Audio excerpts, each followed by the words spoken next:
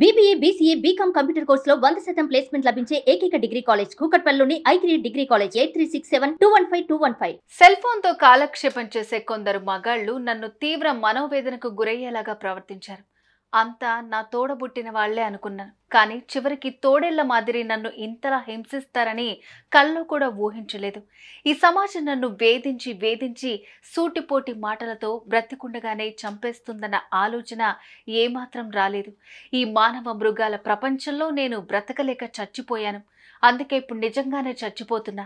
ఇక సెలవు అంటూ నిండా 20 ఏళ్లు కూడా నిండని ఈ యువతి ఆత్మహత్య చేసుకుని కన్నవాళ్లకు కడుపు కోతను మిగిల్చి వెళ్లిపోయింది. కూతురు బాగా చదువుకుని గొప్ప ప్రయోజకురాలు అవుతుందనుకున్న ఆ తల్లిదండ్రుల ఆశలు ఆవిరయ్యాయి.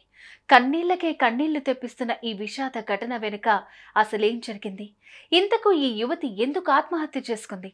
అందుకు దారితీసిన పరిస్థితులేంటో ఇప్పుడు తెలుసుకుందాం.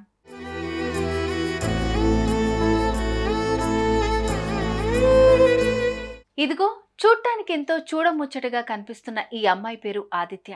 వయస్సు 18 ఏళ్లు. స్వస్థలం కేరళలోని తిరువనంతపురం కున్నుపూజ గ్రామం. ఇక్కడే తన కుటుంబ సభ్యులతో కలిసి నివాసం ఉండేది. అయితే ఈ అమ్మాయికి రీల్స్ చేయటం అంటే పిచ్చి.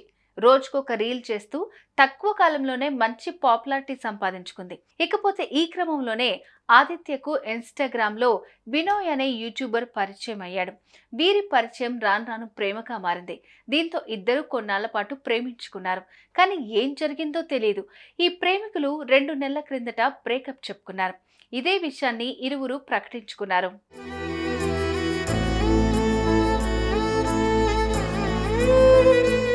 ఇదిలా ఉంటే కొందరు వ్యక్తులు బినోయ్ను సపోర్ట్ చేస్తూ ఆదిత్యను ట్రోల్ చేస్తూ కామెంట్స్ చేయటం మొదలుపెట్టారు.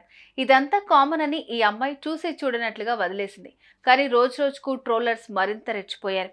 ఆదిత్యపై ఏకంగా మీమ్స్ వేసేదాకా వెళ్లిపోవడంతో ఈ యువతి ఎంతో మనోవేదన అనుభవించింది. ఇక ఇన్నాళ్ళు భరిస్తూ వచ్చిన ఆదిత్య ఇక తట్టుకోలేకపోయింది. ఈ ట్రోలర్స్ మధ్య నేను బ్రతకలేను, ఈ మానవ మృగాల ప్రపంచంలో నేనుండలేనంటూ ఆదిత్య జూన్ 10వ తేదీన ఇంట్లో ఎవ్వరూ లేని టైంలో ఉరేసుకుని ఆత్మహత్య యత్నానికి పాల్పడింది. అప్రమత్తమైన కుటుంబ సభ్యులు వెంటనే ఆసుపత్రికి తరలించారు. వారం రోజుల పాటు చికిత్స పొందిన ఆదిత్య తాజాగా కన్నుమూసింది. ఈ యువతి మరణంతో ఆమె తల్లిదండ్రులు, ఇతర కుటుంబ సభ్యులు, బంధువులు కన్నీరు మున్నీరుగా వెలిపించారు. అనంతరం మృతురాలి తల్లిదండ్రుల ఫిర్యాదు మేరకు కేసు నమోదు చేసుకున్న పోలీసులు దర్యాప్తు చేస్తున్నారు. ఆదిత్య మృతితో ఆమె స్వగ్రామంలో విషాద ఛాయలు అలుముకున్నాయి.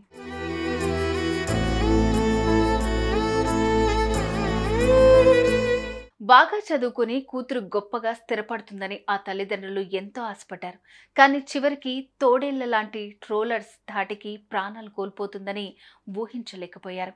కూతురు ఇక తిరిగి రాదని తెలుసుకుని ఆదిత్య తల్లిదండ్రులు గుండెలు పగిలేలాగా ఏడుస్తున్నారు.